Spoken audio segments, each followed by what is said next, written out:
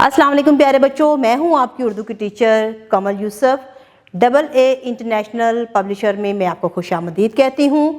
تو آج ہم اردو کی جماعت چہارم کی کتاب پڑھ رہے ہیں۔ آج کا ہمارا عنوان ہے قومی تہوار۔ تو پیارے بچوں، امید ہے کہ آپ کے پاس کتاب موجود ہے۔ اپنی کتاب کھولیں تاکہ ہم اپنے سبق کا آغاز کریں۔ مشق نمبر 1، متن کے مطابق درست جواب کا گرد دائرہ لگائیے۔ الف، قرارداد پاکستان 23 مارچ 1940 کو منظور ہوئی منٹو پارک میں۔ بے، ڈاکٹر علامہ محمد اقبال رحمۃ اللہ علیہ پیدا ہوئے 9 نومبر 1877 میں۔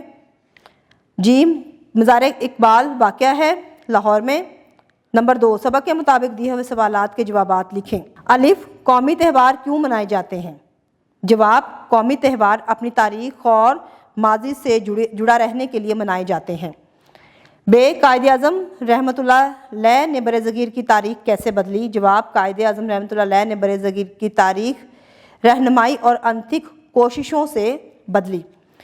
جیم، ڈاکٹر علامہ محمد اقبال رحمۃ اللہ علیہ کی پیدائش کا دن کس طرح منایا جاتا ہے؟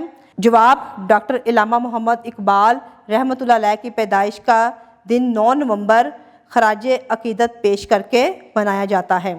دال، ڈاکٹر علامہ محمد اقبال رحمۃ اللہ علیہ کی لکھی گئی نظموں کی خاص بات کیا تھی؟ جواب، ڈاکٹر علامہ محمد اقبال کی لکھی گئی نظموں کی خاص بات یہ تھی کہ اس میں آزادی کا جذبہ بیدار کرنے کے الفاظ کا استعمال کیا جاتا تھا۔ زبانی اظہار نمبر 3، قومی تہوار کے عنوان پر جماعت یا اسکول کی اسمبلی میں اپنے خیالات کا اظہار ایک تقریر کی صورت میں کریں۔ نمبر 4، گروہی صورت میں بیٹھ کر سبق قومی تہوار ایک دوسرے کو سنائیے اور بتائیے کہ یہ تمام تہوار آپ کیسے مناتے ہیں۔ لفظوں کا کھیل نمبر 5، عددی ترتیب کو اپنے جملوں میں استعمال کریں۔ الف، روزہ اسلام کا تیسرا اہم رکن ہے۔ بے، سارہ نے آج 5واں روزہ رکھا۔ جیم، آج ردا کی 11ویں سالگرہ ہے۔ دال، اکبر کا اپنے بھائیوں میں 7واں نمبر ہے۔ پڑھیں۔ نمبر 6، سبق قومی تہوار درست تلفظ اور روانی سے پڑھیں۔ قواعد سمجھیں۔ نمبر 7، دیے گئے الفاظ میں سے اس میں خاص معرفہ اور اس میں عام نکرہ الگ الگ کر کے جملوں میں استعمال کریں۔ علامہ محمد اقبال رحمۃ اللہ علیہ، علی، کراچی، K2، فیصل مسجد، کتاب اور بستہ۔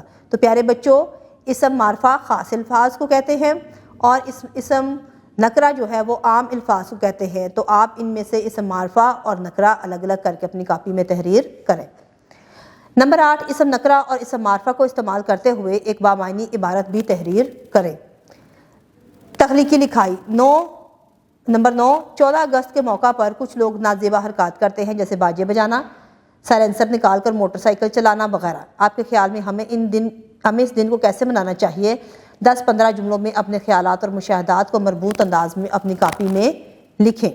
عملی کام، یوم دفاع کے موضوع پر مبنی کسی کتاب یا رسالے کو پڑھیں اور اہم نکات اپنی کاپی میں لکھیں۔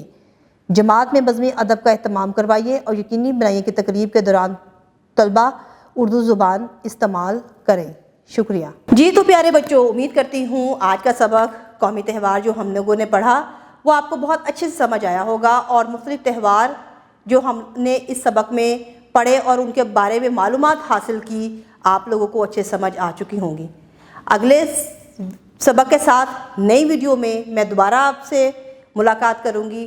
تب تک کے لیے اللہ حافظ۔